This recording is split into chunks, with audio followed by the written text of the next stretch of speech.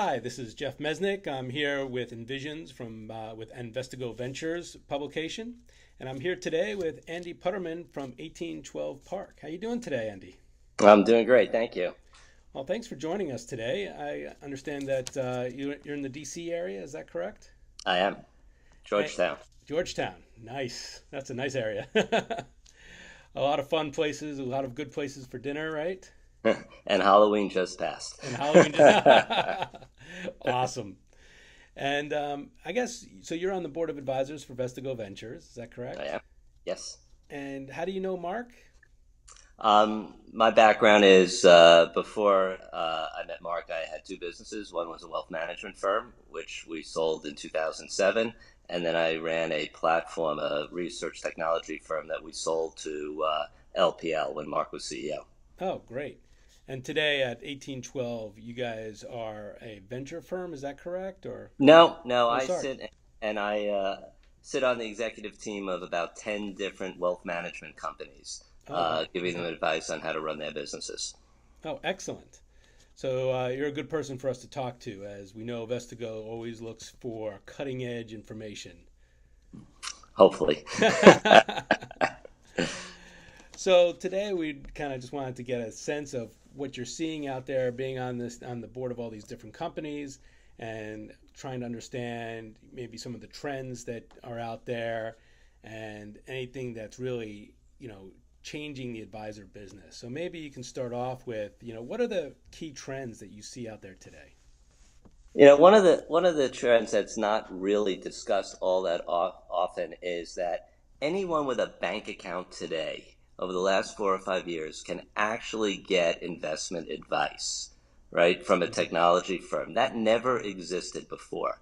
The implications of that are that the millennials, that will be the inheritors of wealth or the earners of wealth, Right. they actually have dance partners today, right? Before Huh. they're at the size where traditionally advisors would engage with a potential client.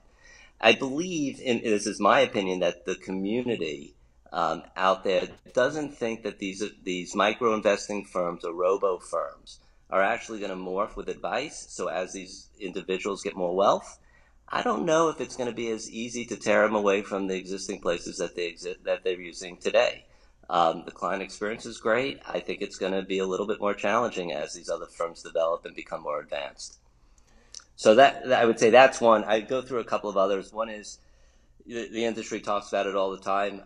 Advisors are aging as well Hmm. as everyone else is aging. So when advisors are aging, the interesting part about that is about a third of advisors will retire by 2025. That significance there is that there's going to be massive dislocation of clients, right? They're going to be Right. looking for new places.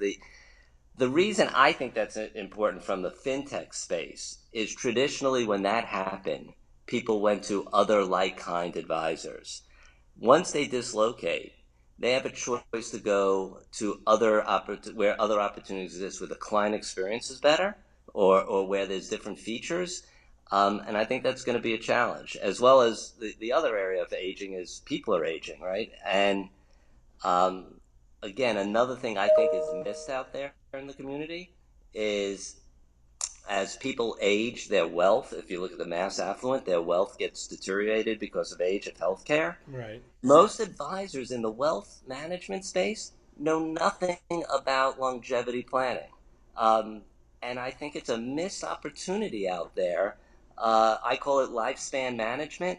I think you're going to see more and more people focus on what's going to happen from the aging standpoint because there's lots of choices and options, and I just don't think that many people are actually pursuing that type of experience. So I think that's going to change. That's interesting. So, you know, what we're seeing is a dual opportunity here for the younger firms to kind of really engage. Is that what you're saying? Where they might be able to adapt quicker than some of these older firms to the changing dynamics? Yeah, so the issue is personal advice is important, is essential, I Right. think, for anyone with amassing any sort of meaningful wealth. But I think the fallacy that people have is that these technology companies that are actually engaging, and the experience that people without a lot of wealth are having with these apps, with the micro investing apps, with the Acorns or the Stashes or Betterment, Personal Capital, Vanguard. The experience is really good. It's fun, it's easy, it's interactive, it's simple. I don't know if they will migrate as they have more wealth to an experience that is not at that level. So I think then conversely, then if you look at it, the third trend would be the firms that engage technology with human advice. Because I think investors, there used to be the saying, new investors will think differently about advice and service. I think you got to get away from that. Investors will think differently about advice and service. So the ones that actually find that right intersection of technology and advice Right. are going to be the recipients of that dislocation that happens. I think it's an amazing opportunity if you embrace technology and actually can deliver that same experience that the pure technology firms are delivering today. And is that part of the disruption that you're starting to see? Well, if you want to go into disruption, I don't know if I've really seen disruption at any level that you've seen in other. There's been no Uber, Netflix phenomena that's happened. There just hasn't, right? Right. There's been a lot of incremental change, but the disruption, because what we do in wealth management does require individual trust and hand holding and assurance, I think that the disruption has been a lot slower. Right. So, the bigger institutions have incorporated. So, like if you look at robo advisors, 5 years ago, I would have said, robo advisors are going to disrupt this entire industry, right? I was a big believer. I'm an investor in Betterment. I thought, for sure it would just change dramatically. Well, what's happened is every firm out there of size has actually incorporated that technology, that experience into their offering, and it's almost becoming a commodity, right, in that regard, Right. because there's so many different robo advisors. They haven't disenfranchised or marginalized any of the advisors. What they've actually done is created a better experience and empowered the advisors. So it's been a little bit different. They've changed the industry. The pricing has gotten different. The commoditization of investments has changed. The way people interact, the way people on board, all is changing right now because of those folks.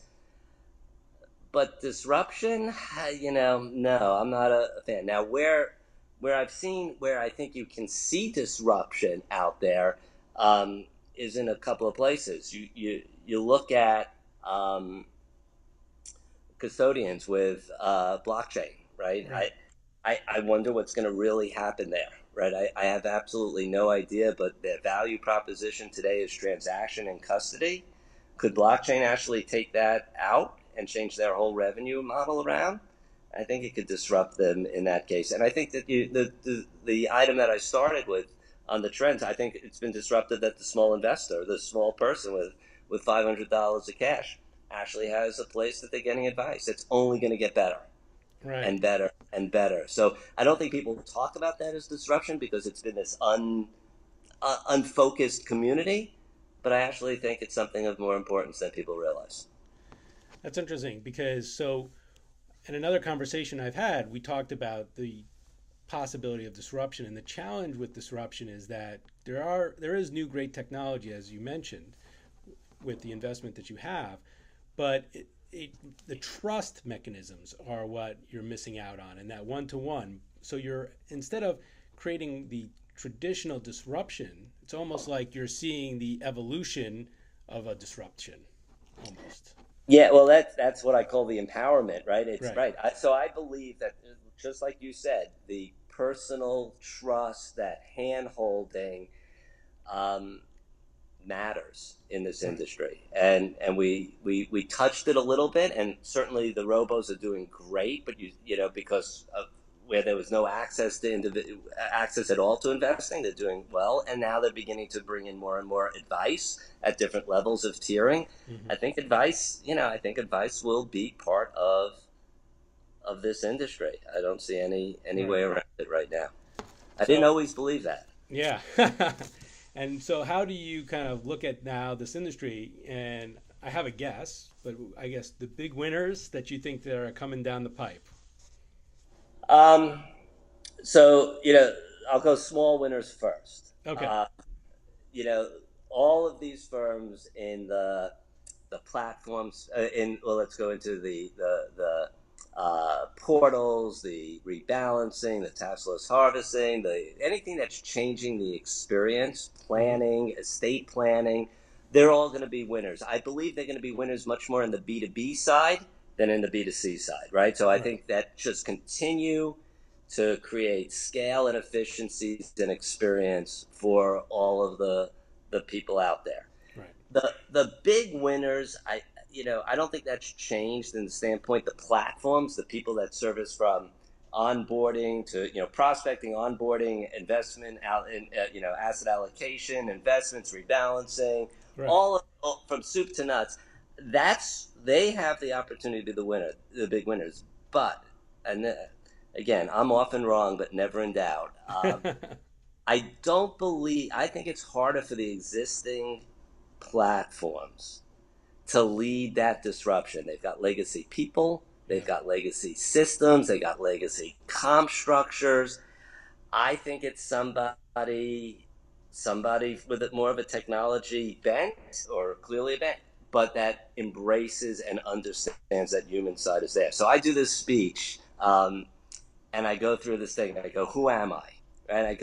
I have a bank, so I see all your transactions. I have an insurance company, so I know what you own. I have a cloud hosting company, right? So I can touch you anytime, anywhere. I have an online payment company, so I see what you buy. I have a search engine. I see what you look at, right? I have a personal loan company. I have a private equity firm. I have an R&D firm. I have a mobile internet company, and I go on for about another 20 names. And I go, who am I? And rarely does anyone guess, and it's Alibaba. And I Hmm. go, if you just think about them, they have, if you go into, some of the big influences, big data, if you talk about big data and all that Yeah. stuff, getting that customer behavior, that intimacy of data, right? They have it all. Google has a lot of it, but Alibaba has it in a much greater financial focus than anyone else. If they decided to say, hey, look, we got to hook up with somebody that understands the personal side of the business. You think about where that power is, and let me just go off tangent a little bit. Go to what H&R Block is doing with Watson, Right. right? It's fascinating what they're doing, right? So Yeah. their tagline is something like, it's our tax professionals with the cognitive computing power of Watson, right? And they go through, we've got 75,000 um, uh, tax item, pages of tax code, tax regulations. Oh, you go through all these things, 600 million data points at IBM Watson to get there. Right. And then they sit with their advisors. So if you think about it, they got 12,000 offices. They could actually make tax returns somewhat consistent across the thing, but they have all this information. No different than wealth management, right? If you think about wealth management, estate planning, Right. financial planning, if you could get that cognitive computing power, right? Plus, and you got to do one more thing. Plus, the customer behaviors, understanding what customer behaviors are. Plus, the human side.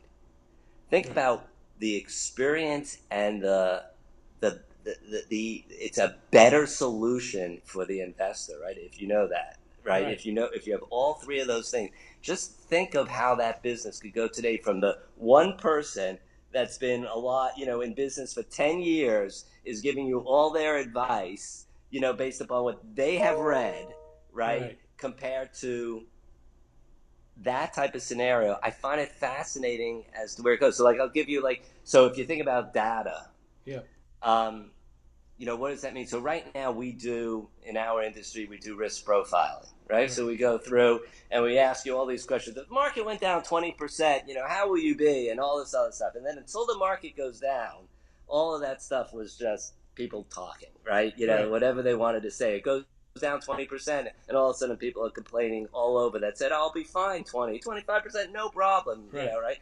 If you take that intimacy of data, right, if you get all of that information and the market goes down 5%, And I can tell you, excuse me 1 second, sorry about that. And I can tell you um, that you you started looking at your portfolio 12 times a day. You stopped buying expensive wine. You started buying, much less expensive wine. Your vacation that you normally take in March, it's moved out to June. That your behavior is actually changing.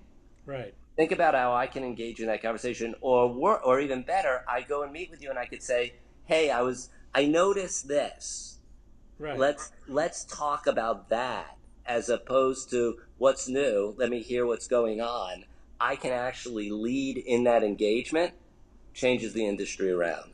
That's where I find things to be fascinating.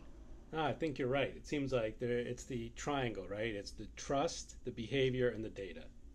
Yes. And if you, Yeah, and it all equals experience. right, Right? At the end of the day, what everyone wants is an experience, and the experience, I don't think the average investor understands what the experience could be. I mean, right, if you know much in this industry, people go and they look at a performance report comparing it to a benchmark of managers. That is just absolutely irrelevant to most people. What's my outcome? What's my goals? Am I achieving it? Am I sleeping at night? Am I comfortable? All of those things matter, but we focus the conversation on all the wrong things.